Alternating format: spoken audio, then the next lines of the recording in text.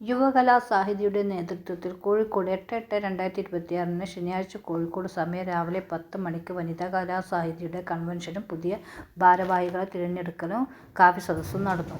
Secretary Aneesa Subaida സ്വാഗതം ചെയ്യുകയും അധ്യക്ഷ സ്ഥാനത്തേക്ക് പ്രസിഡന്റ് അജിത നമ്പ്യാരെ ക്ഷണിക്കുകയും ചെയ്തു. ചടങ്ങിൽ നമിത NK മുഖ്യാതിഥിയായിരുന്നു. ക്ഷേമ K തോമസ് പരിപാടി ഉദ്ഘാടനം ചെയ്തു. അർഷിത ആശംസകൾ അർപ്പിച്ചു. യുവകലാസാഹിതിയുടെ സംസ്ഥാന ട്രഷറർ അഷറഫ് കുരുവട്ടൂർ, TM സജീന്ദ്രൻ തുടങ്ങിയവർ സംസാരിച്ചു. അനീസ സുബൈദ റിപ്പോർട്ട് അവതരിപ്പിച്ചു. തുടർന്ന് പുതിയ ഭാരവാഹികളെ തിരഞ്ഞെടുക്കലും കാവ്യസദസ്സ് നടന്നു.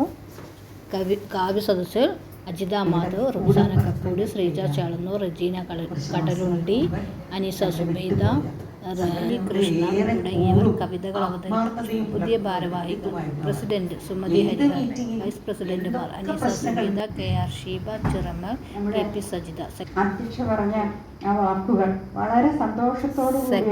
Shiny Krishna, M Reenakumari, CS Elizabeth, Rejina Kadalundi തുടങ്ങിയവർ ജോയിന്റ് സെക്രട്ടറിമാരായി തിരഞ്ഞെടുത്തു.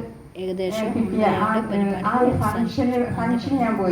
പാടുകൾ തീർക്കും, ഉപ്പും മുളകും ചേർത്ത് മെരിക്കും, തിളച്ച എണ്ണയിൽ പൊരിച്ച് ആർക്കും തിന്നു തീർക്കാൻ പാകത്തിലാക്കും. എല്ലാവർക്കും സ്നേഹത്തോടെ നമസ്കാരം. നമ്മളിവിടെ വനിതാ കലാസാഹിതിയുടെ ജില്ലാ കൺവെൻഷൻ കാവ്യസദസ്സും നടത്തുകയാണ്. അതുപോലെ തന്നെ ഈ പരിപാടി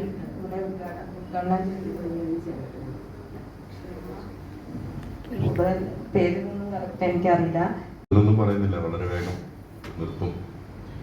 യുവകലാസാഹിതിയെ കുറിച്ചുകൂടെ നേരത്തെ സൂചിപ്പിച്ചു. ഏറ്റവും പ്രധാനമായി 50 വർഷം പൂർത്തിയാക്കി കേരളത്തിലെ ഒരു സാംസ്കാരിക സംഘടനയാണ്. 1975 മലയാള നാടകത്തെ ലോകത്തിന്റെ നെറുകയിൽ കൊണ്ടെത്തിച്ചൊരു പ്രസ്ഥാനമുണ്ട്, KPSC.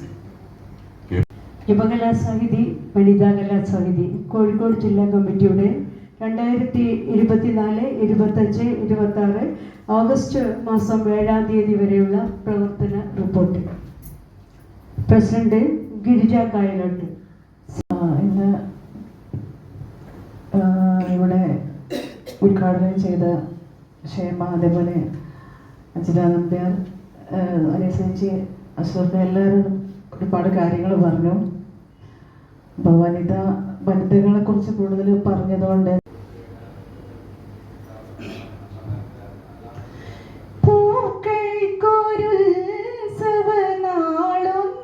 മാത്രം പൂക്കളം തീർക്കുന്ന നല്ലൊരോണം. ഭ്രാന്ത്, എനിക്ക് ഭ്രാന്തില്ല, എന്നാൽ എൻ്റെ വചനങ്ങൾ നിങ്ങൾക്ക് ഭ്രാന്താണ്. നിനക്ക് ഭ്രാന്തുണ്ട്, എന്നാൽ നിന്റെ രൂപത്തിൽ ചൈതന്യമുണ്ട്. എന്നെ കല്ലെറിയും, നിന്നെ പൂജിക്കും, ഞാൻ ചലിക്കും, നീ ഇരുന്നിടത്ത് ഉറച്ചു. തറവാട് ഞങ്ങൾ പറഞ്ഞാൽ എല്ലാവർക്കും അറിയാൻ മതിയോ, ഇവിടെയുള്ള അനക്സ് ഹോട്ടൽ എന്ന് പറയില്ലേ, അതിൻ്റെയൊക്കെ പിറകിലായിരുന്നു, പാർശ്വ ബംഗ്ലാവിൻ്റെ ഒക്കെ പിറകിലായിരുന്നു. കവിതയിലേക്ക് കിടക്കട്ടെ. ഞാൻ ടീച്ചറും കൂടിയാണ് കേട്ടോ. എൻ്റെ കവിതയുടെ പേര് കാവ്യനീതി. പെണ്ണായി പിറന്നത് ശാപമോ. മുറ്റമടിക്കുമ്പോൾ ചൂലിന്റെ താളം കേട്ട് എത്തി നോക്കുന്ന അയൽപ്പക്കത്തേക്ക് കുറച്ച് കൊതിയും നുണയും ചിരിയും കൊടുത്തേന്. മുറ്റത്തെ കാക്ക തൊടാതെ വാടുന്ന കൊപ്ര വെയിൽ ചായും മുന്നേ മഴ കൊള്ളാതെ അകത്തേക്ക് എടുത്തേന്.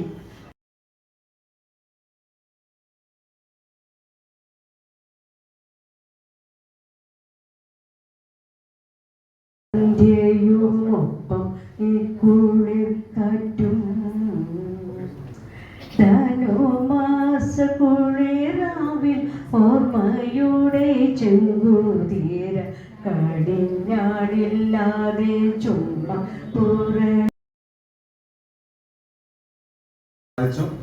ഇതെല്ലാം തന്നെ ഇന്നത്തെ നമ്മുടെ ദിനം വളരെ സന്തോഷപ്രദമാക്കി.